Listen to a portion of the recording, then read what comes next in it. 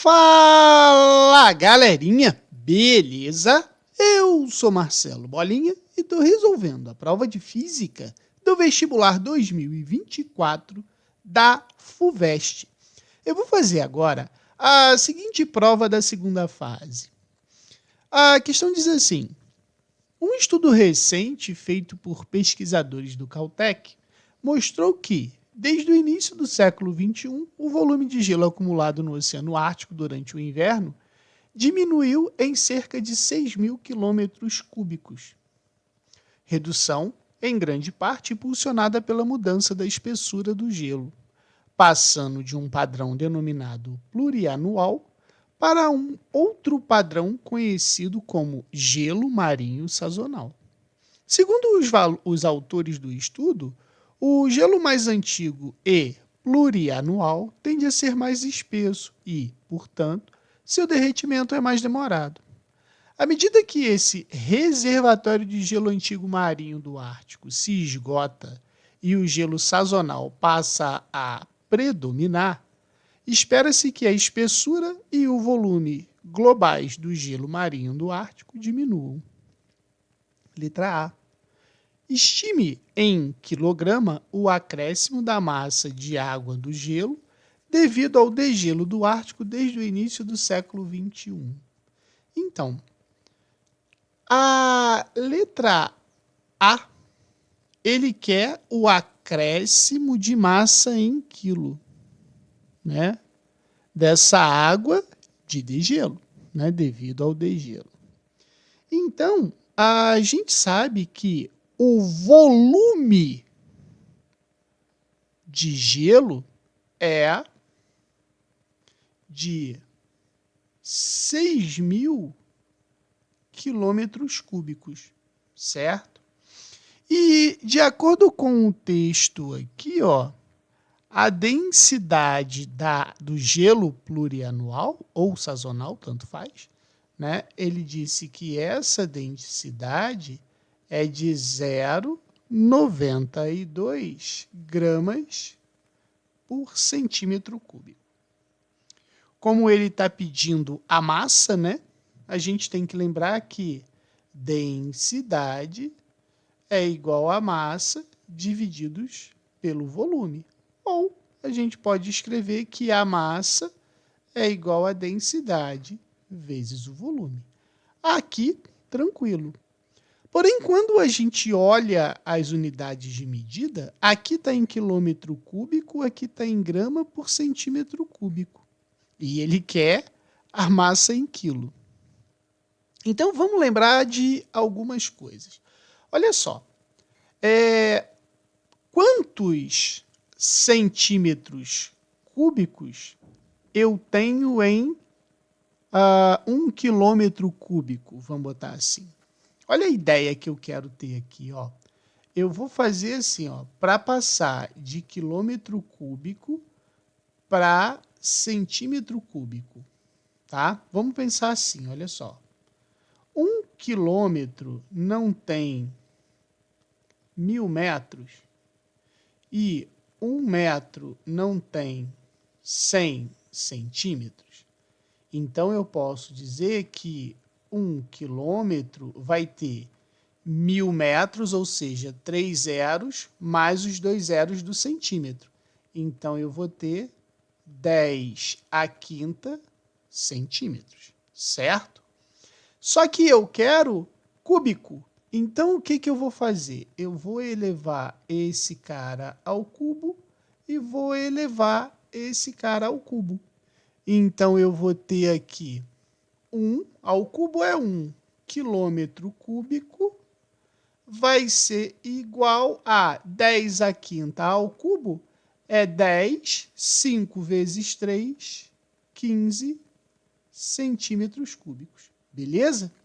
Então, eu posso dizer que 6.000 quilômetros cúbicos é igual a 6.000 vezes 10 à quinta centímetros cúbicos, certo? Então, quando eu fizer a conta, a minha massa vai ficar em grama. Aí é só transferir para aquilo que é mais fácil, tá? Então vai ficar assim, ó. Massa vai ser igual a densidade, que a gente sabe que é 0,92, vezes 6.000 vezes 10 a 15.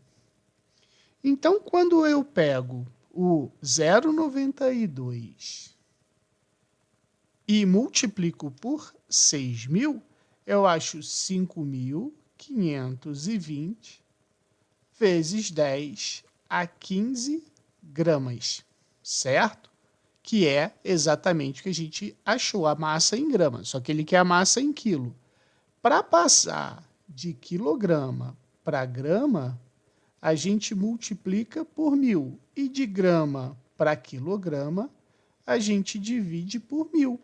Então, 5.520 divididos por 1.000 vai dar 5,52 vezes 10 a 15 quilogramas. Respondemos a letra A. Agora vamos para a letra B. Sabendo que a área do Oceano Ártico é de aproximadamente 1,5 vezes 10 a 7 quilômetros quadrados, se todo esse gelo perdido formasse uma camada sobre a superfície desse oceano, qual seria a sua espessura? Bom, vamos lá. O que ele falou na letra B? Ele disse que a área, né, desse oceano é de 1,5 vezes 10 a 7 quilômetro quadrado, certo? Ele quer a espessura. Então, vê se a gente não pode pensar assim, ó. Imagine lá que eu tenha, né? Vamos pensar dessa forma aqui, ó. Que eu tenha uma camada de gelo, olha só. A camada de gelo, a gente pode aproximar isso aí, né? Vamos botar assim, de um volume de um paralelepípedo, certo?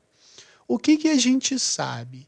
A gente sabe que esse cara aqui seria a nossa área, né? A nossa área. E essa lateral aqui seria a nossa espessura, que é o que ele quer. Então, a gente tem que lembrar que volume é igual a quem? A área da base vezes a altura, né? Quanto que vale a área da base? Ele deu. E a altura é o que a gente vai descobrir. Mas e o volume disso tudo aí? O volume disso tudo aí a gente já até transformou, né, para centímetro cúbico. Mas a gente vai usar em quilômetro cúbico porque aqui está em quilômetro quadrado. Então, qual é o volume desse gelo?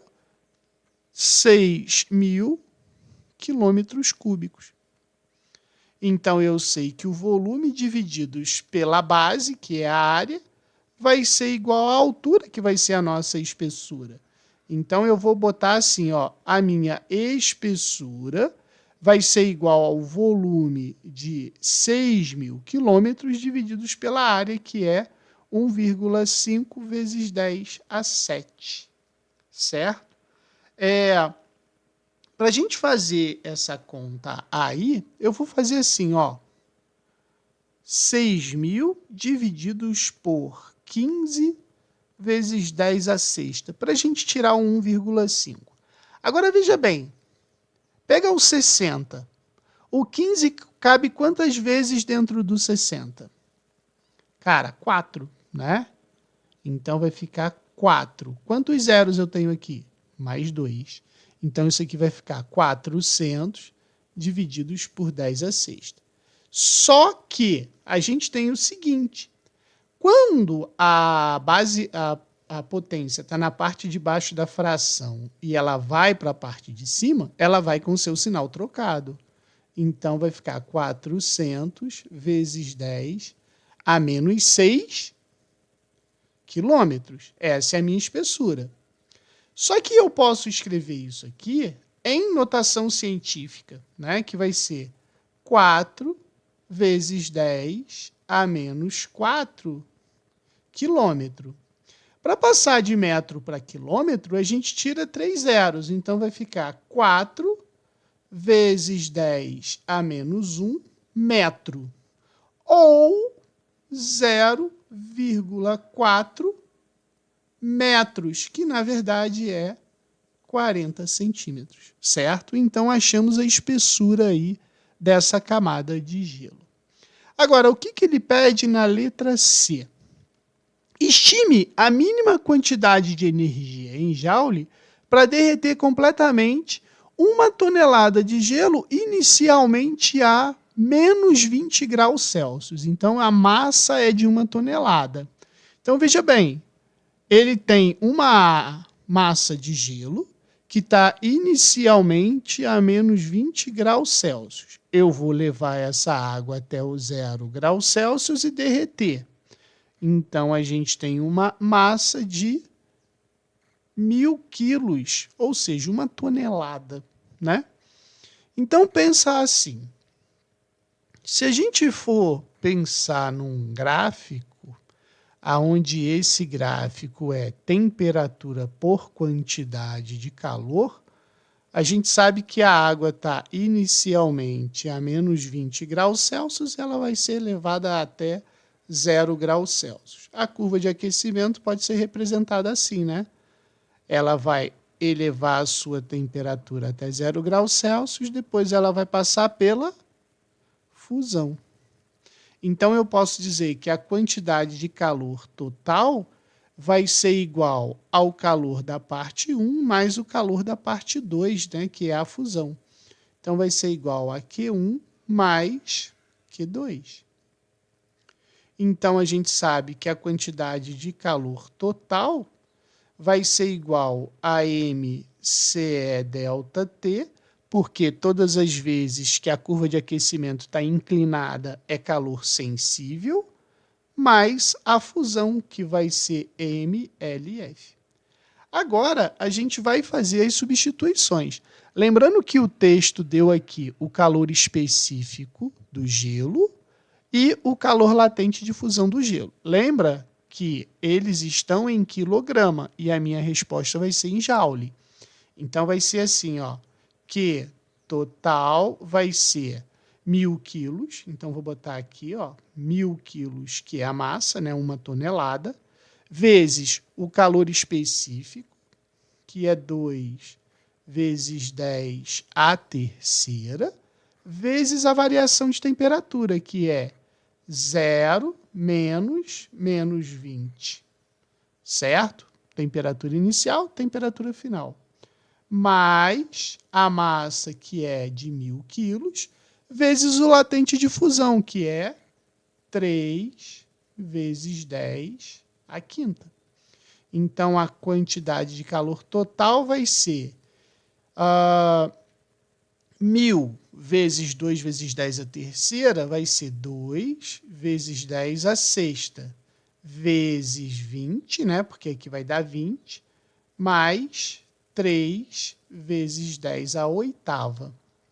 Então, a quantidade total vai ser 2 vezes 20, 40 vezes 10 à sexta. Mais, como aqui está 10 à sexta e aqui está 10 à oitava, eu vou botar assim, ó, 300 vezes 10 à sexta, porque a gente só pode somar se as potências das bases forem iguais, certo? Então, eu sei que a quantidade de calor total vai ser 340 vezes 10 à sexta. Só que a resposta ela tem que ser em notação científica. Então, a quantidade de calor total vai ser 3,4 vezes 10 à oitava joules. Beleza? Qualquer dúvida, deixe nos comentários que eu te respondo.